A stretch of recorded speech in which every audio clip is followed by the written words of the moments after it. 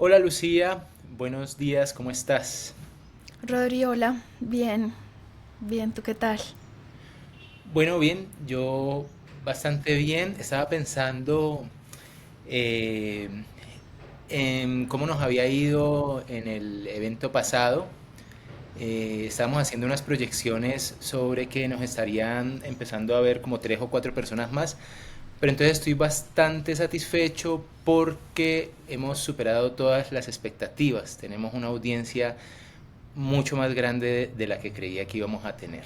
Y creo que eso en buena medida se debe a que vos hayas empezado a ser parte de este proyecto, porque según parece con la persona con la que trabajaba antes, no funcionaban las cosas suficientemente bien. Entonces fue muy buena decisión echarlo y hacer que vos entraras Gracias, Rodri, en este espero proyecto. no defraudarte, seguir manteniéndome siendo rentable para tu negocio. Bueno, Gracias. todavía no es rentable, pero pronto podría serlo. Bueno, pero Así que vistas y likes es tenemos. otra forma de la rentabilidad hoy, ¿no? O sea, no te quejes, pues tampoco, Bueno, yo tampoco. todavía es que no he probado eso, cómo se traduce en Plátano, ni metálico, tú ni pero, yo. pero no importa. Bueno, Lu, bienvenida pues a este nuevo episodio de ¿Qué le vamos a hacer? Que es un proyecto de Biblioteca El Sol. Contame, ¿qué tenemos para hoy? ¿Qué nos has traído hoy? Bueno, Rodri, creo que hoy vengo principalmente a quejarme. Lamento mucho si esto te desilusiona, si desilusiona a nuestra audiencia que seguramente estará detrás de como de alguna intervención más erudita. Pero vengo fundamentalmente a decir que estoy harta de algo que no es nuevo, pero que, como casi todas las cosas que lo hastían a uno, solo después de que te has intoxicado, es que te das cuenta de que de pronto no te hace mucho bien, de que puede ser sospechoso que una cosa nos guste tanto a todos, nos joda por igual, pero no sea tan fácil notarlo. Entonces, Rodri, hoy vengo a decirte que no me aguanto un puto coworking más. Los odio. La cosa es esta. La semana pasada estuve en un centro comercial en la mañana. Llegué temprano porque tenía una cita cerca antes y luego debía ir a comprar algo al centro comercial. Pero tenía como varias horas entre mi cita y la compra que tenía que hacer en el centro comercial porque la cita era muy temprano y la tienda la abrían hasta las 10 de la mañana. Entonces mi plan era ir a la cita y buscar en el centro comercial un lugar para desayunar mientras abrían la tienda. Eh, Busqué un lugar al que ya había ido en otras ocasiones. Me senté a tomarme un café, a comerme unos pancakes y saqué el libro que estaba leyendo por esos días, pues que estoy leyendo por estos días. Y muy rápidamente el sitio empezó a llenarse, claro, es temprano, 8 de la mañana, es un sitio donde la gente va a tomar café, entonces, bueno, el sitio empezó a llenarse. Y en un momento, a mi derecha, se sentó una chica que sacó también un libro, a que le trajeron un café, pero que rápidamente cambió el libro por su teléfono en posición vertical y sus audífonos. Entonces se conectó a una llamada. A mi izquierda había una mujer, una extranjera en este caso, también en una reunión, en un encuentro, lo mismo, ella no estaba conectada desde su teléfono, sino desde su ordenador, eh, audífonos, en una reunión y un café y cualquier producto de la pastelería del lugar. Y en las mesas de enfrente otras 3 personas en las mismas, y me di cuenta de que el lugar se había llenado de gente con sus laptops sobre la mesa, audífonos, hablando durísimo.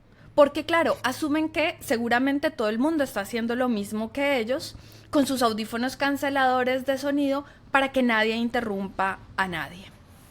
Entonces, en el tiempo en el que estuve, terminé enterándome de una cantidad de cosas que no me importan del trabajo de otros, y bueno, salí lo más rápido que pude de ahí. Claro, me puedes decir, bueno, es que era un día entre semana, en la mañana, a esa hora la gente trabaja. Claro, yo estoy desempleada hace 3 meses, entonces no era mi caso. Y sí, pero no es hacia allá a donde quiero ir, aunque digamos que podría ser. Es cierto que era una hora como laboral en un día laboral. Pero resulta que por esos mismos días me percaté de una panadería cualquiera en el barrio en el que vivo.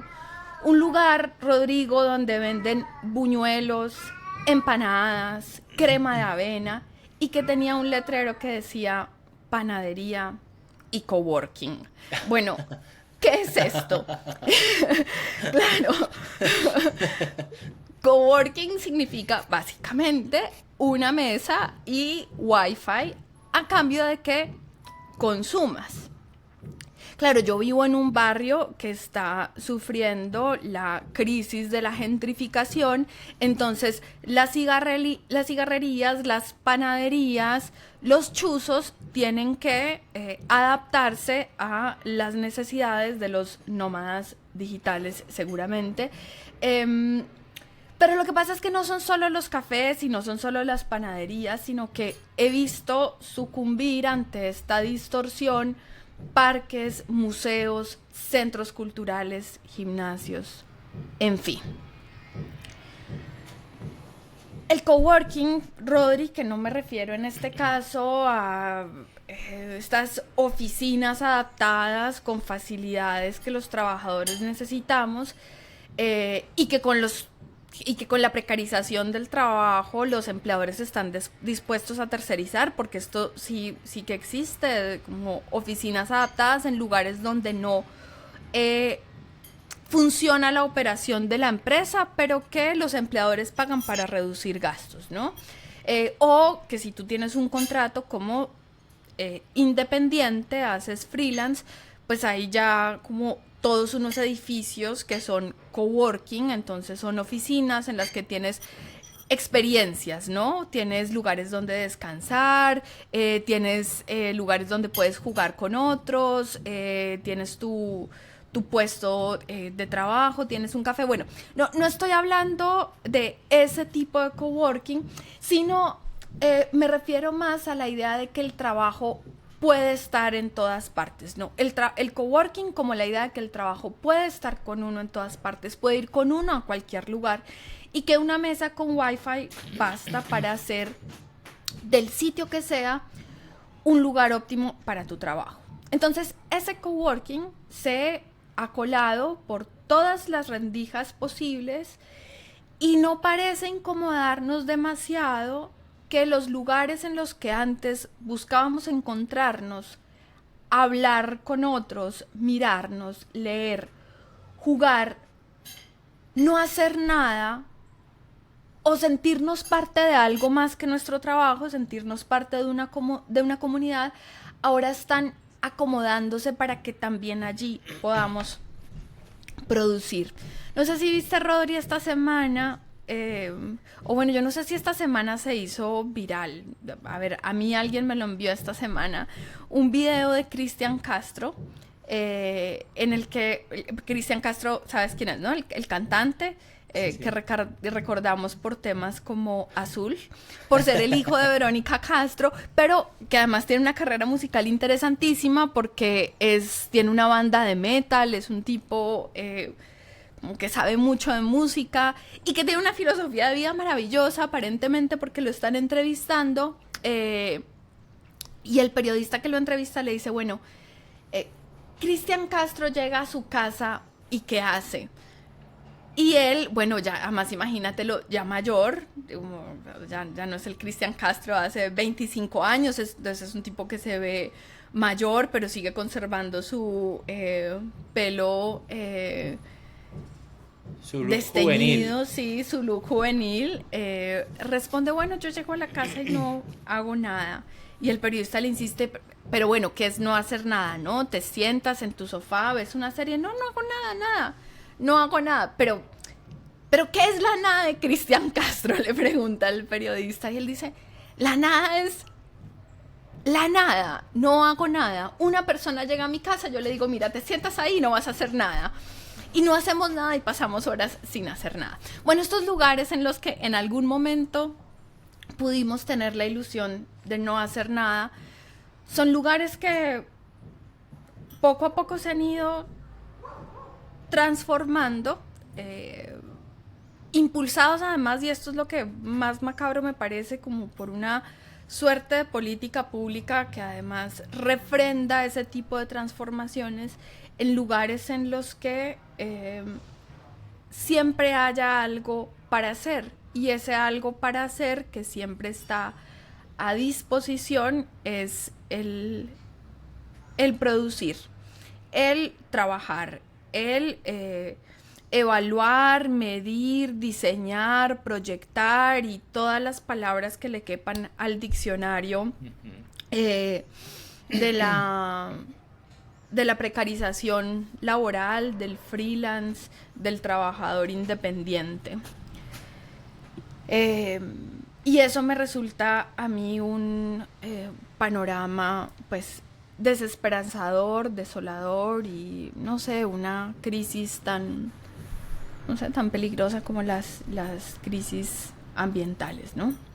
Entonces, Rodri, estuve releyendo Frágiles de Remedios Zafra, ese libro de cartas, ensayos sobre la ansiedad y la esperanza en la nueva cultura, como dice la tapa.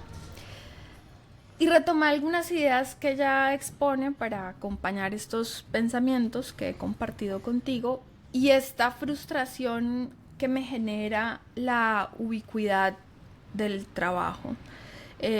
Y que me la genera no solamente porque ahora esté desempleada, sino que lleva ya un rato pasándome esto, ¿no? Me incomoda la manera en la que el discurso de la productividad, del ser útiles, del hacer un uso inteligente del tiempo, esté asociado de manera tan irremediable, parece, a el trabajo. Al trabajo y a que te vean trabajar, ¿no? Que ahorita voy para allá. Entonces, Remedios Zafra dice en un momento, la imagen de cualquier desgracia posible se hacía llevadera si al menos había comida.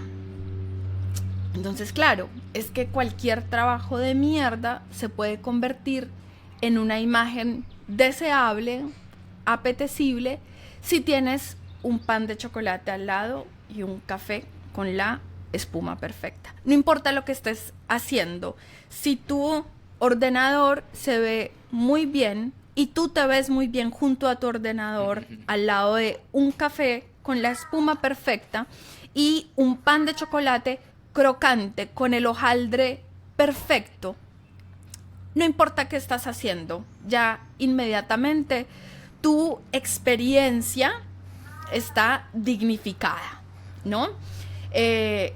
Vuelvo a lo que decía Remedios Zafra, ¿no? La imagen de cualquier desgracia posible se hace llevadera si al menos hay comida.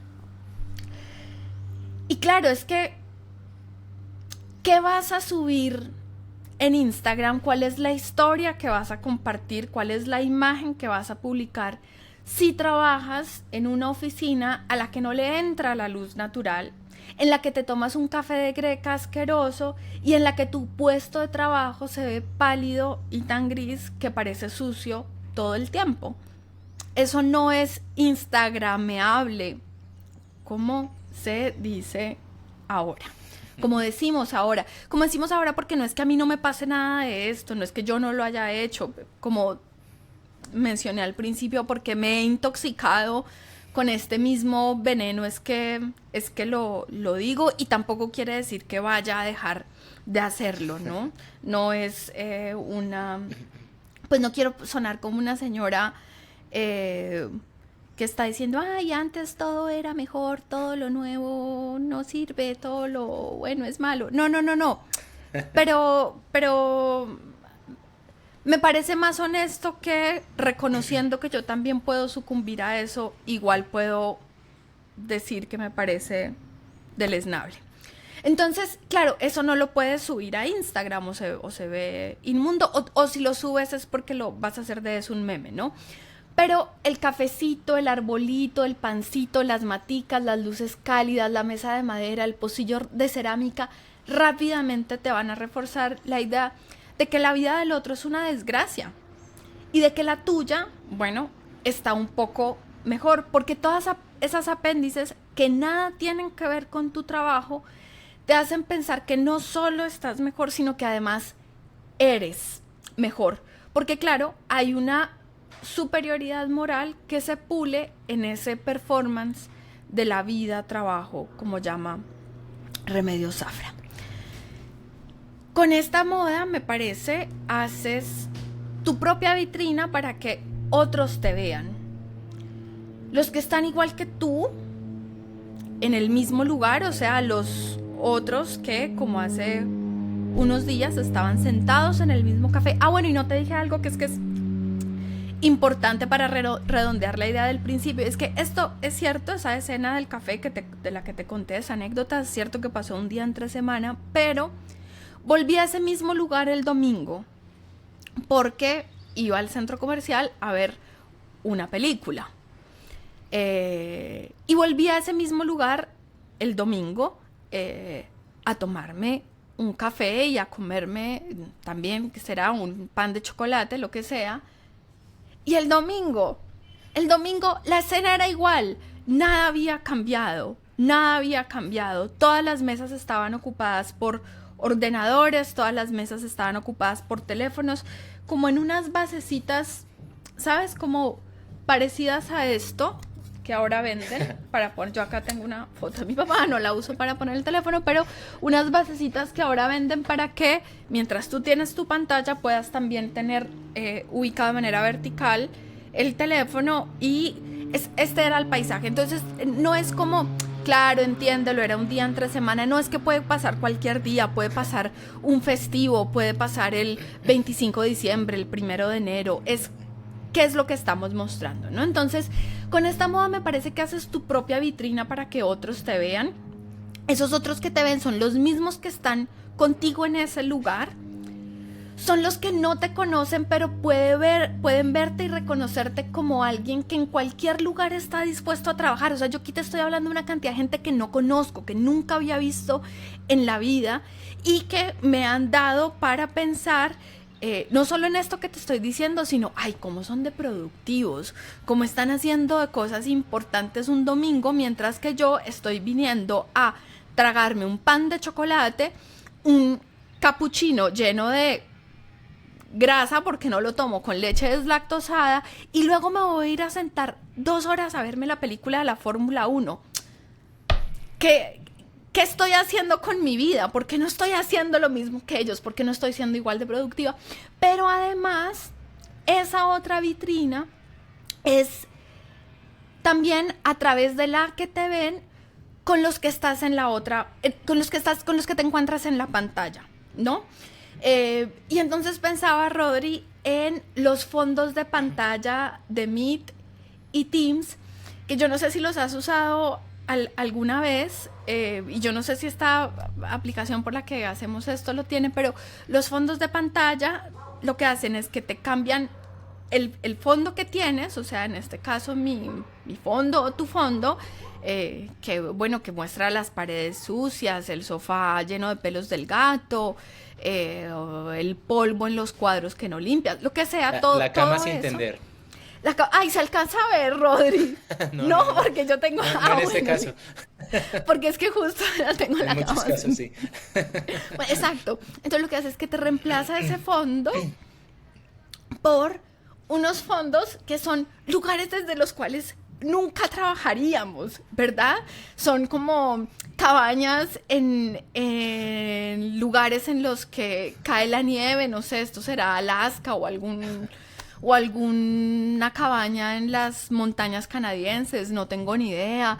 O unos cafés impecables, perfectos, en los que además nunca se ve la gente, ¿no? En esos fondos nunca hay otros. Estás tú en una soledad en la que realmente nunca estamos, pero que en la que es ideal vernos trabajando, ¿no? Entonces, fíjate cómo esta distorsión del coworking se convierte pues en una vitrina que incluso sirve eh, para que nosotros pensemos que en esos lugares sería mejor trabajar.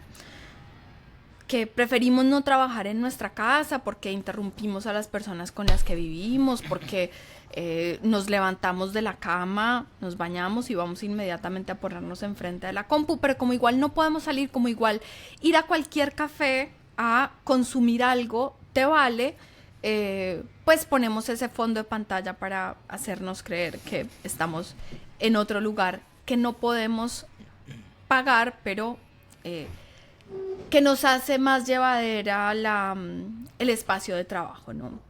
Y además así justificamos nuestro hacer, ¿no? Claro, si vine a un café, pero no a leer, ni a trabajar, no a leer ni a verte, sino a trabajar, bueno, mejor, lo que te decía hace un momento, ¿no? Mejor pasar el domingo trabajando, haciendo un informe, proyectando una tabla de Excel, unos gastos, una estrategia, que yendo a consumir calorías, grasa, dulce y luego irte a meter una película de Hollywood. Cualquier cosa será mejor que eso, ¿no?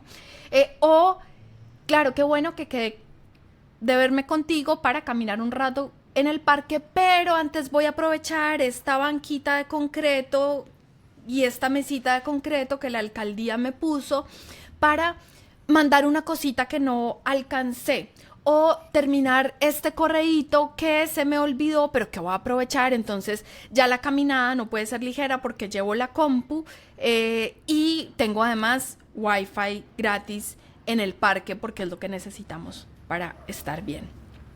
Y esto en últimas, claro, te da la posibilidad de que al ser visto seas también elegido, elegido por tu jefe, elegido por los otros que te eligen como tema para conversación en un podcast o elegido por quienes quieren admirar esa forma de vida, ¿no? Y lo que pasa es que, pues obviamente no queremos que nos digan que no, queremos ser siempre elegidos y eso es pues algo a lo que nos enfrenta el capitalismo y la vida que hoy llevamos en este sistema capitalista liberal, ¿no? Entonces, ¿qué hacer, Rodri? ¿Qué le vamos a hacer? Me preguntaba si la transición entre un espacio y otro ya no existe más, si la transición como concepto, como idea, como momento, como un momento de la vida, si las transiciones como un momento de la vida dejarán de existir o están ya dejando de existir porque no hay realmente un paso que suponga una transición entre tu trabajo y una conversación con alguien o el correo que dejaste pendiente y la caminada que darás con Greta por el parque o que yo daré con alguien también.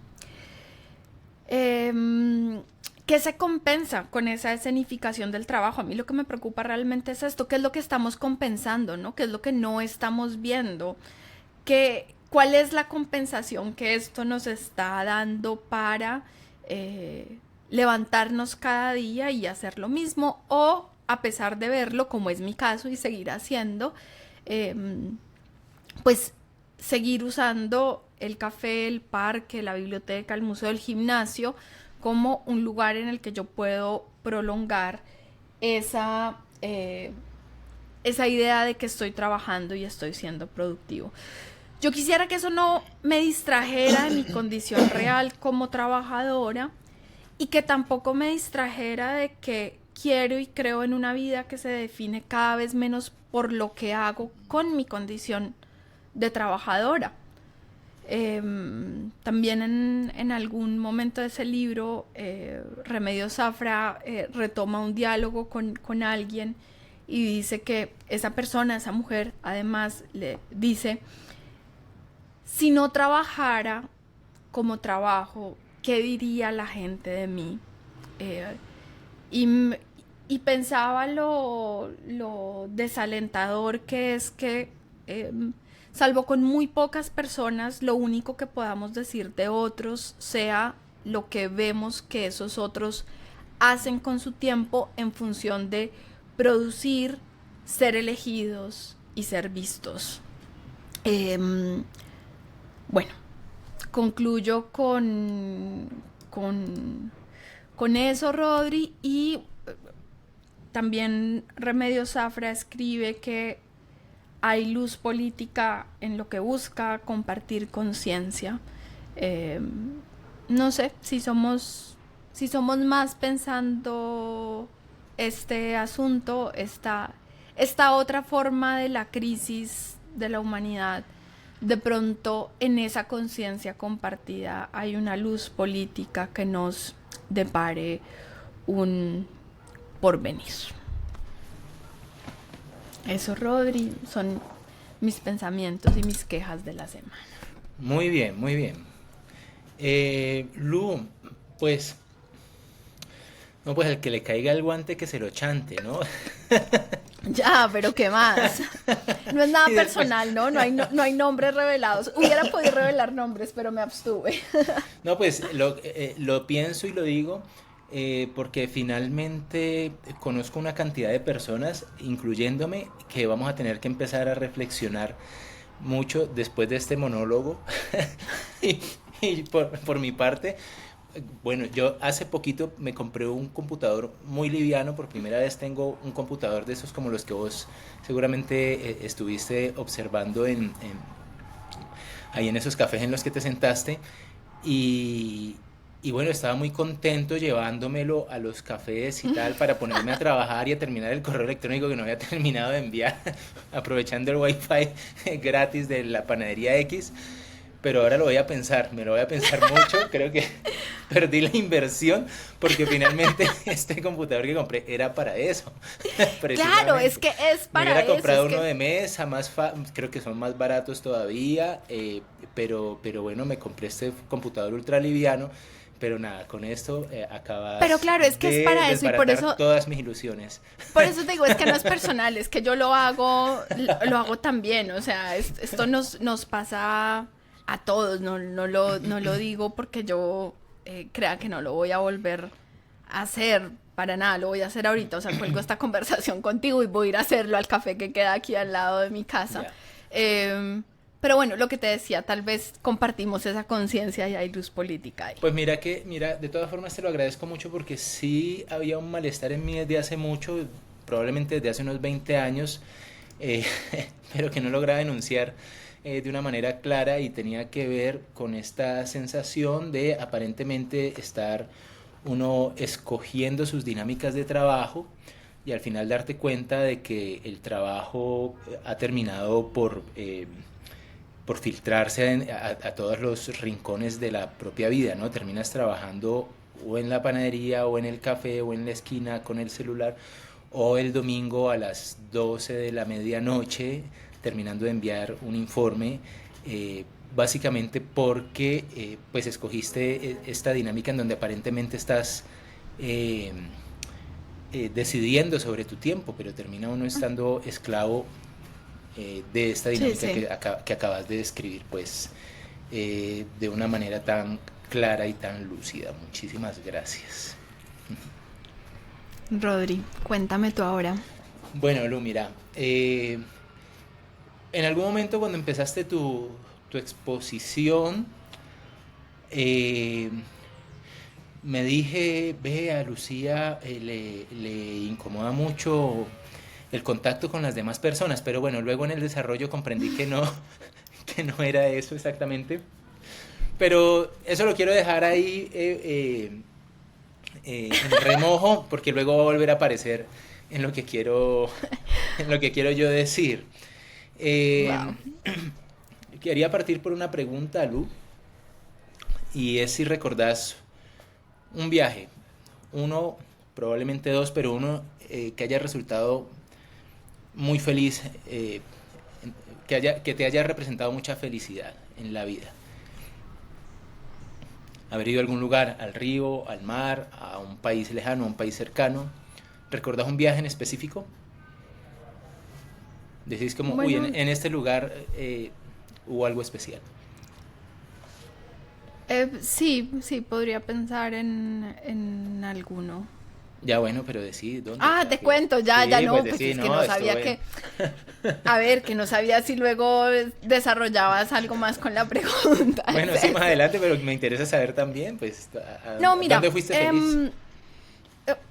eh, estaba pensando en que, claro, usualmente los viajes, cuando no son de trabajo, suelen estar em, como armados de una cantidad de anhelos y de expectativas que a uno le producen felicidad. Entonces se me ocurrieron un montón de viajes, no sé, incluso el más reciente que hice con mi mamá y con mi hermana, que no viajábamos hacía mucho tiempo juntas, desde que mi hermana y yo éramos niñas, no hacíamos un viaje las tres, y este fue un viaje pues muy, muy especial. Pero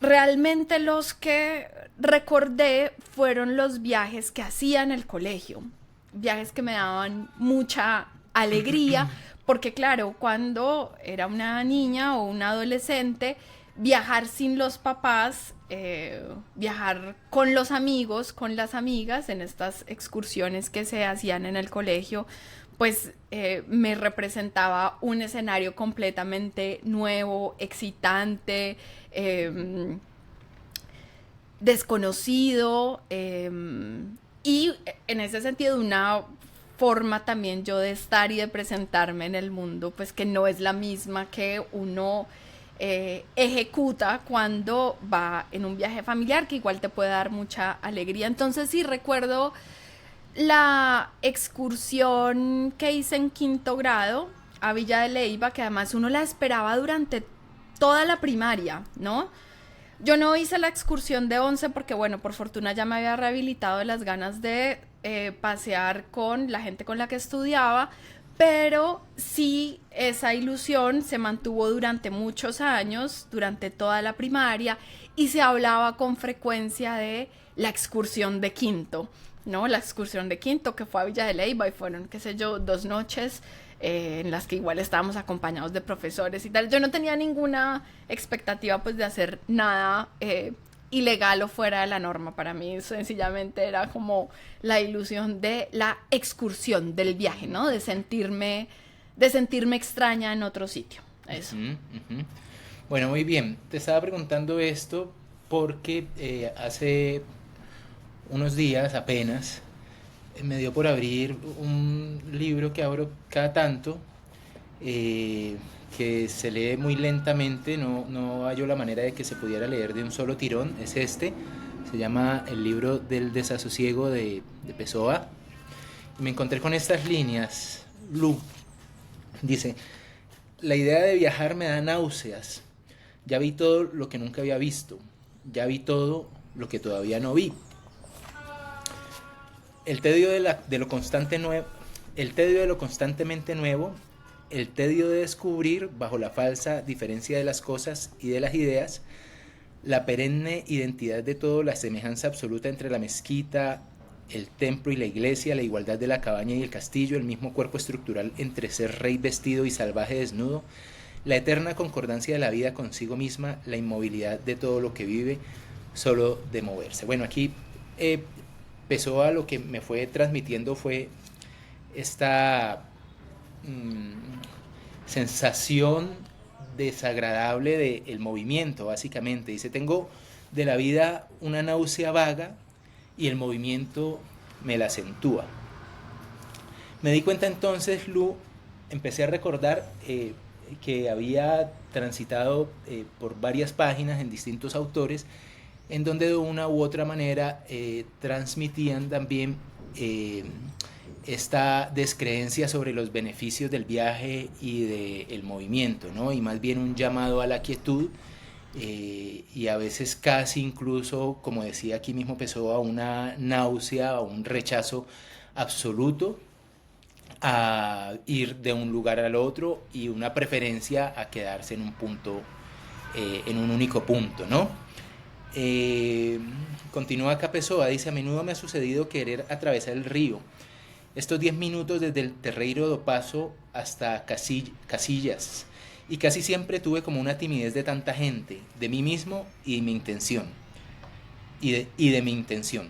Una y otra vez he ido, siempre oprimido, siempre disfrutando solo del pie en tierra cuando estoy de regreso. Bueno, aquí pues Pessoa dejaba ver que en realidad lo único que disfrutaba del viaje era ese regreso, pero bueno, ahí yo lo que identificaba pues es Pessoa no viaja, al menos este Pessoa del libro del desasosiego, no sé si hay otro Pessoa que bajo otro heterónimo sí disfruta del viaje, pero al menos este Pessoa no viaja porque le da por el tedio y por las náuseas, y también en algún momento mencionaba por timidez, ¿no?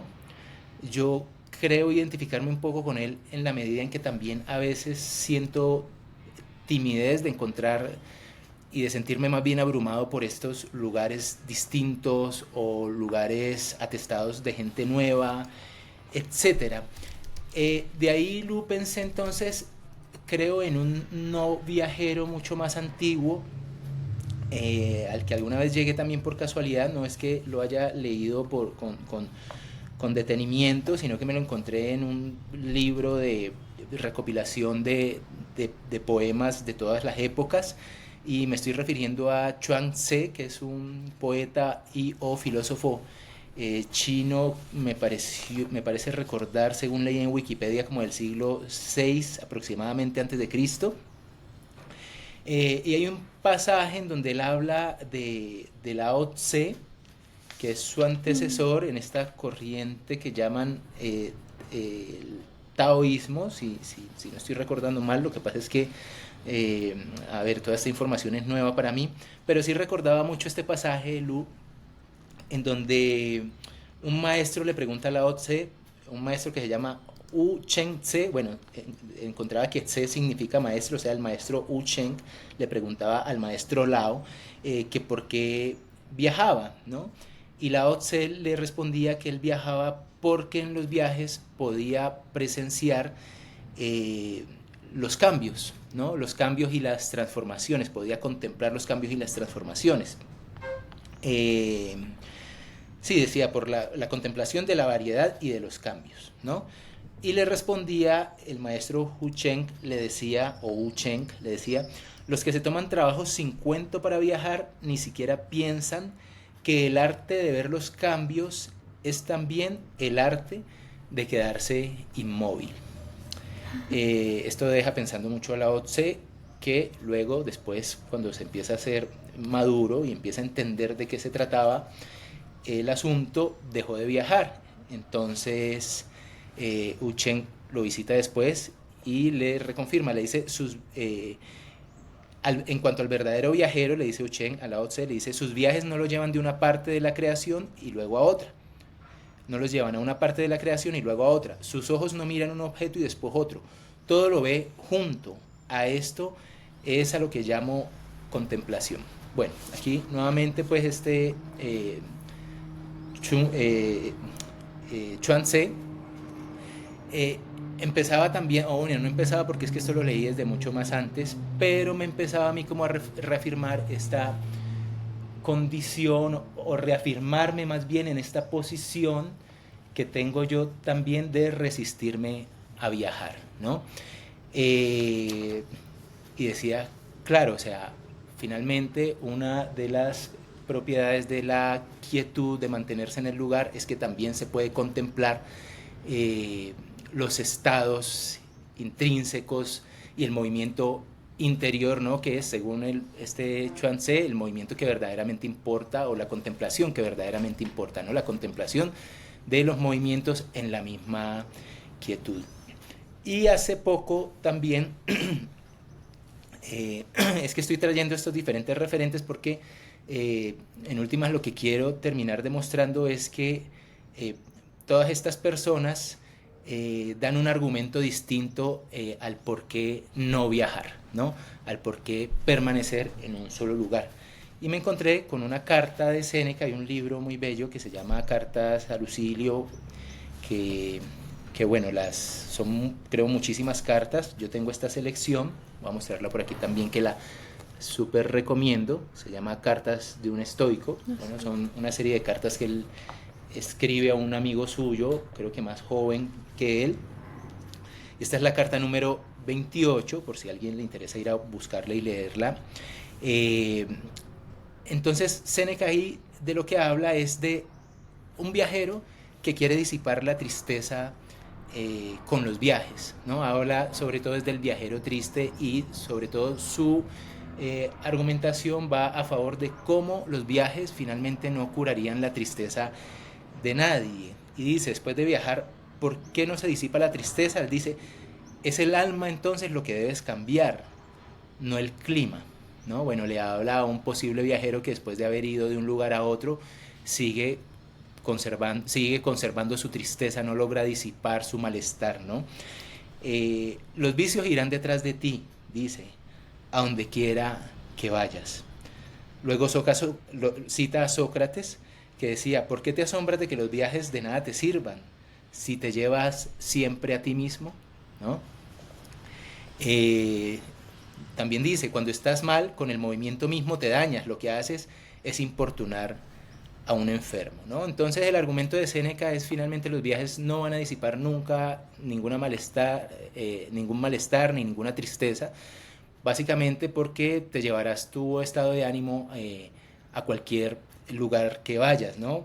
O básicamente llevarás también tus propios vicios, o si se quiere tu propia fealdad, ¿no? Me parecía tremenda esta idea de que uno, a donde fuera, si uno es feo, digamos feo espiritualmente, sobre todo, o si uno está feo en algún momento espiritualmente, pues va a afear el paisaje con su mirada, ¿no? Otra no viajera entonces que recordé, y que seguramente va a seguir apareciendo mucho aquí en nuestras conversaciones, porque es una escritora que empezó a ser parte, pues, de mis escritores y escritoras favoritas, que es Natalia Ginzburg.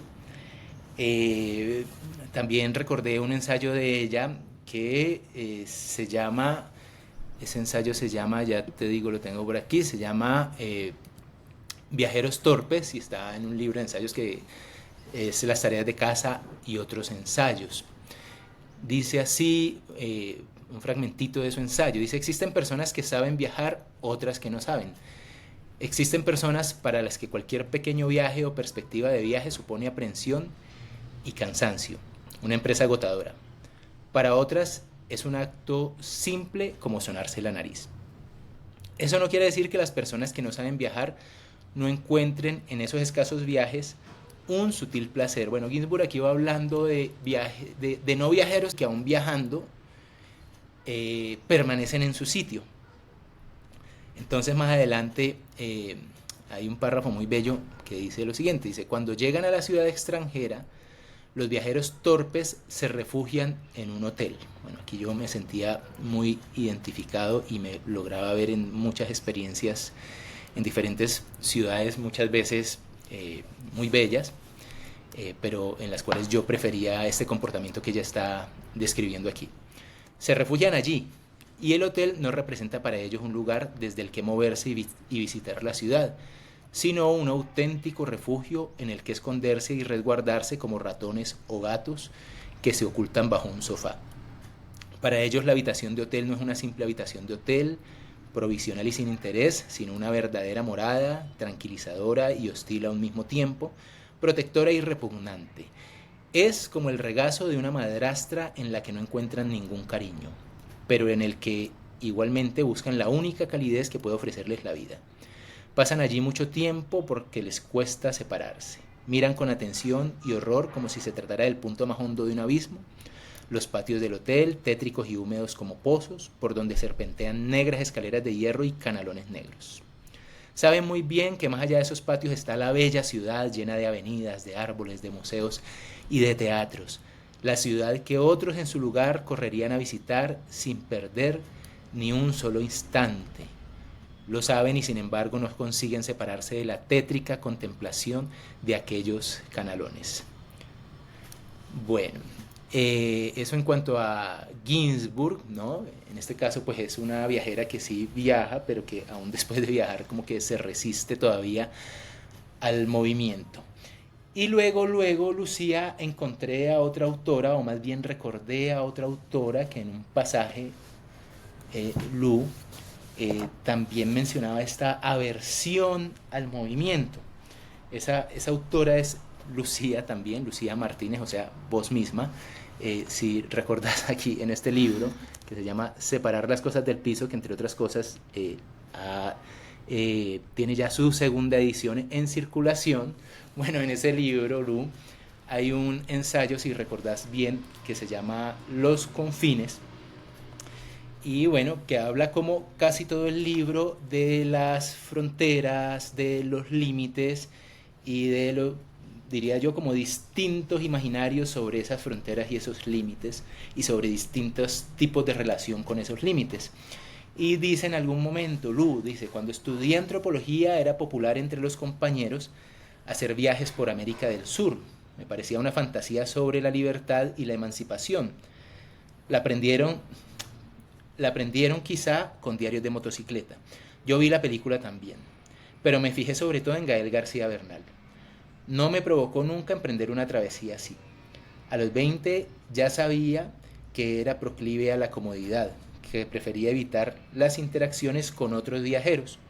Por otro lado, la cantidad de lugares por conocer me resultaba agobiante, me cansaba la sola idea de recorrer tanto. De esa moda, solo apropié el gusto por imaginar que se puede ir de un extremo a otro. Bueno, ahí ya luego Lucía Martínez, o sea, vos hace una reflexión sobre lo que significa eh, es esto del extremo y de la frontera o del límite. Y bueno, y luego unas apreciaciones muy bellas sobre esa relación con ese límite, ya sea geográfico o imaginario, pero no iré hacia allá porque entonces nos desviaríamos en esto que quiero exponer. Lo que sí quiero recalcar es que aquí también hay una autora que manifiesta esa resistencia al movimiento, por lo menos al movimiento geográfico, y ahí es donde yo hice esta relación con lo que habías expresado ahorita en tu monólogo sobre la versión del encuentro con los otros, ¿no? Porque aquí lo volvés a mencionar, o aquí ya lo habías mencionado, ¿no? Eh, Preferías evitar las interacciones con otros viajeros. Bueno, habría que preguntarte en este caso por qué. Bueno, en la exposición que hiciste ahorita quedó claro por qué preferís evitar o estás cansada de esa interacción. Pero también tengo identificación con lo que decís, que te parece agobiante um, la cantidad de lugares por conocer, ¿no? Yo tengo una aversión o una resistencia similar, quizás no por la cantidad de lugares, pero sí por el peso histórico, simbólico o lo que un lugar específico puede llegar a concentrar. Es decir, a mí me encantaría ir a China y no me encantaría ir a China. O sea, el hecho de llegar a un lugar que no podría atrapar ni siquiera mínimamente, Total. me parece sí, me da casi como casi un temor, ¿no? Me da agobio realmente. Comprendo.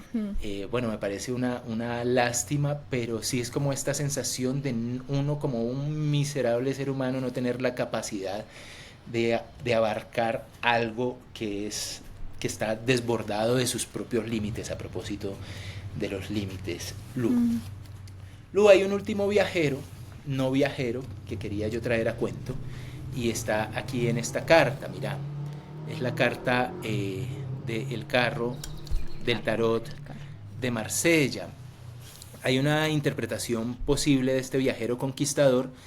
eh, yo no sé si la tomé de Jodorowsky, que en algún momento estaba leyendo Jodorowsky para que me guiara en el conocimiento del tarot. Bueno, luego he dejado de leerlo cuando descubrí que era un charlatán. Bueno, es un charlatán, pero llegó a Sí. decir cosas muy interesantes. Pero hay una cosa interesante con esta carta, y es que las ruedas están ubicadas de manera perpendicular a la dirección que Mm, llevaría el carro, por lo cual es un carro que no se mueve. En principio es un carro que no se mueve.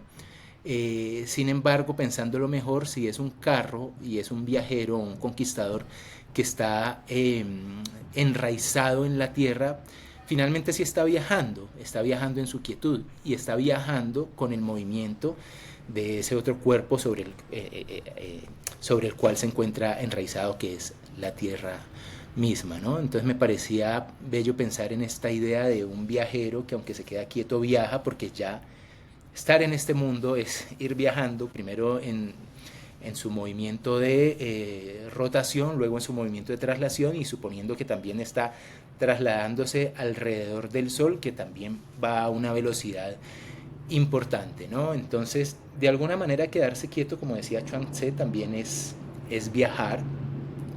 Por lo tanto, yo voy cada vez reafirmándome en que prefiero esta condición, la condición de sedentarismo, en principio, ¿no? Porque luego también empecé a pensar en esos eh, otros ejemplos en la literatura que defenderían, y con mucha vehemencia y con mucha elocuencia, la posición contraria, que es la del movimiento, la del viaje. Y Claro. pensé en varios autores que tal vez no tengo los referentes muy claros en donde podría encontrar líneas sobre ellos. Pensé en Stevenson, pensé en Joseph Conrad, que eran... Bueno, Stevenson fue un tipo muy enfermo y sin Mm, embargo un aventurero toda su vida, y sus novelas y sus ensayos están llenos de esta sensación del movimiento y del viaje. Conrad lo mismo, seguramente Kipling, creo que también era un mm, viajero, y el mismo Borges a sus 80 y tantos años seguía yendo por todo el mundo, viajando en globo y demás. Pero sí que recordé otro viajero, y pensé en la emoción que me dio. Estoy ahora sosteniendo todo lo contrario, la emoción que me dio por lo menos haber leído unas páginas en donde él invitaba al viaje, o al menos hablaba de su viaje particular. Estoy hablando de Herman Melville, y estoy hablando del mm, inicio de Moby Dick, que dice así: llamadme Ismael. Hace unos años, no importa cuánto hace exactamente, teniendo poco o ningún dinero en el bolsillo y nada en particular que me interesara en tierra, pensé que me iría a navegar un poco por ahí, para ver la parte acuática del mundo. Es un modo que tengo de echar fuera la melancolía y arreglar la circulación. Mira que aquí contradice entonces a Séneca. Cada vez que me sorprendo poniendo una boca triste, cada vez que en mi alma hay un noviembre húmedo y lloviznoso, cada vez que me encuentro parándome sin querer ante las tiendas de ataúdes, y especialmente cada vez que la hipocondría me domina de tal modo que hace falta un recio principio moral para impedirme salir a la calle con toda deliberación a derribar metódicamente el sombrero de los transeúntes, entonces entiendo que es más que hora de hacerme a la mar tan pronto como pueda. Es mi sustitutivo de la pistola y la bala. Con floreo filosófico, Catón se arroja sobre su espada. Yo, calladamente, me meto en el barco. No hay nada sorprendente en esto. Aunque no lo sepan, casi todos los hombres en una o en otra ocasión abrigan sentimientos muy parecidos a los míos respecto al océano. Bueno, no sé si casi todos los hombres, no sé si yo soy uno de esos hombres, quizás no, pero al menos ese pasaje sí que me parece muy inspirador, y que mm. verdaderamente sí invita al movimiento, sí invita al viaje, al menos de una manera imaginaria. Probablemente uno se vaya de viaje con Ismael y se monte en ese barco, aunque se quede cómodamente en su sillón o en su cama. Lu, mira, yo creo entonces con esto que sí, me apropiaría mucho más de algunas de las razones que dieron Séneca, Lucía, Pessoa, Natalia Ginsburg, e incluso también me alinearía más con la posición del carro, del tarot de Marsella, pero al mismo tiempo creo que en ninguna de esas razones hay una que yo daría por la cual prefiero no viajar, y es la propia pereza. Creo que ninguno de ellos mencionó la pereza. A veces me resulta tan difícil pensar en alistar una maleta, ir al terminal de transportes o, si tengo más fortuna, hasta el aeropuerto y viajar hasta un lugar desconocido en donde voy a sentir mucha timidez y sobre todo mucha flojera de emprender una serie de movimientos que para las que voy a requerir cierta cantidad de energía, y por lo cual entonces preferiría, como Natalia Ginsburg, y he preferido muchas veces quedarme un rato más en el hotel, incluso a veces viendo partidos de fútbol, por ejemplo. Como suelo no tener televisor en las casas en las que vivo, entonces aprovecho los hoteles para ponerme a ver televisión. Me parece rarísimo, sí, allá está la ciudad, allá están los grandes monumentos, los museos, las avenidas, pero yo me pongo a ver un partido de fútbol o alguna telenovela probablemente. Y lo otro también es que me cuesta pensar en gastar un dinero que luego nunca va a ser fácil volver a conseguir. Creo que tal vez si uno tiene mucho más dinero, eh, quizás también den muchas más ganas de viajar. Yo prefiero quedarme en mi lugar. Y sin embargo, y con esto termino, Lucía, no todo es absoluto para mí en este tema. Luego, para no ser injusto, me puse a recordar, y por eso te hacía esa pregunta inicial, de que recordaras si habías sido feliz en alguno de tus viajes, o más bien cuáles habían sido esos viajes felices o ese viaje feliz que podrías recordar. Yo también recordé que había tenido viajes muy felices, muy felices. Recordé la primera vez que divisé el mar, por ejemplo. Recordé muchísimo un viaje a México con unos amigos de una compañía de danza, y recuerdo un momento exacto sentados conversando, no recuerdo de qué, pero siendo muy felices al pie de la pirámide de la luna de Teotihuacán. O sea, más allá de que estuviéramos observando estas increíbles pirámides, recuerdo la felicidad de estar con estos amigos. Y recuerdo mucho también un viaje más reciente a la Alhambra y a la ciudad de Granada, especialmente las calles del Albaicín, de este barrio que está ahí junto a la Alhambra. Y recuerdo una inmensa, inmensísima felicidad también en ese lugar. Por lo cual, Lu, bueno, también hay una cosa que yo veo que es familiar en todos estos viajes, y también es familiar a ese viaje que vos denunciaste al principio, y es que había presencia de otras personas, presencia de unos amigos, presencia probablemente de un amor. Eh, entonces me daba cuenta de que, al menos para mí, cuando recordaba esos viajes felices, los recordaba que eran viajes en donde la felicidad también estaba determinada por la presencia de unos seres queridos, ¿no? De unos seres amados. Eh, por lo tanto, Lu, mira, si vos prontamente me vas a invitar a viajar, yo te voy a decir que preferiría no ir, preferiría no salir, o te diría: vení, vamos a dar una vuelta aquí al Parque Nacional, que lo tengo a 2 cuadras. Caminamos, nos sentamos en alguna panadería en donde ojalá no haya wifi. Te diría eso, y me resistiría mucho, de la misma manera que me resistiría si me invitaras un día a bailar, por ejemplo. Diría: no, qué pereza, quedémonos viendo una película más bien.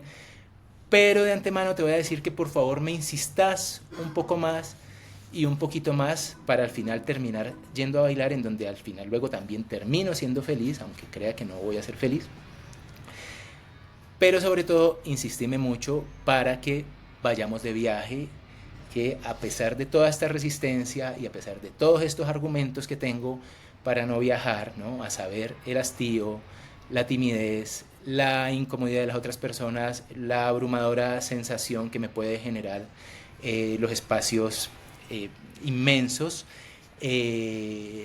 o también el hecho de saber que los viajes no disipan la tristeza.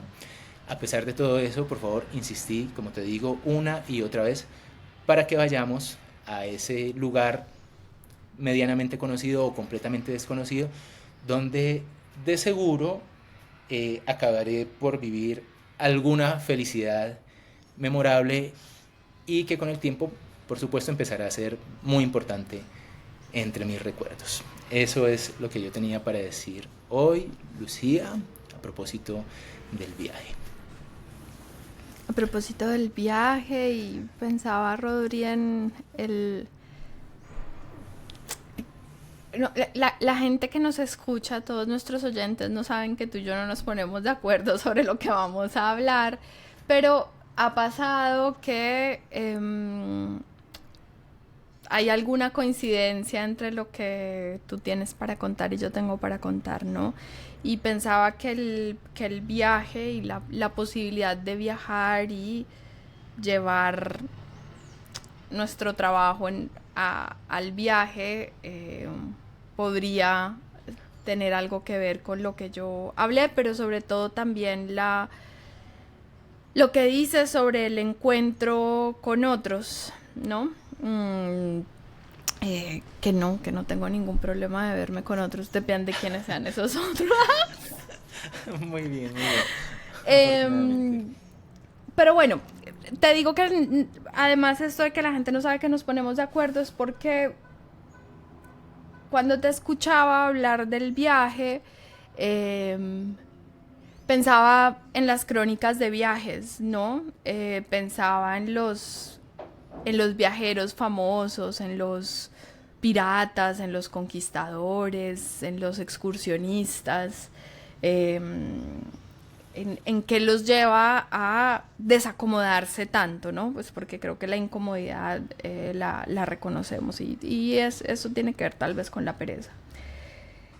Pero pensaba en las aves también, en las aves que viajan todo el tiempo, que van de un lugar a otro, que se desplazan de un extremo al otro para que algo distinto les pase a ellas y al resto de las aves y de los ecosistemas en los que permanecen, con los que conviven. Y curiosamente el texto con el que yo quiero cerrar hoy, del que no sabes, porque no nos ponemos de acuerdo, pero así de bien trabajamos nosotros, es un texto sobre las aves, del libro traducido al español como H de Halcón, de la escritora y naturalista británica Helen Macdonald. El libro se divide en dos partes, y es un libro, claro, sobre el viaje de las aves, pero sobre la espera de ver pasar un ave. También, por lo menos las primeras dos partes, los primeros dos capítulos, que se llaman Paciencia y Pérdida.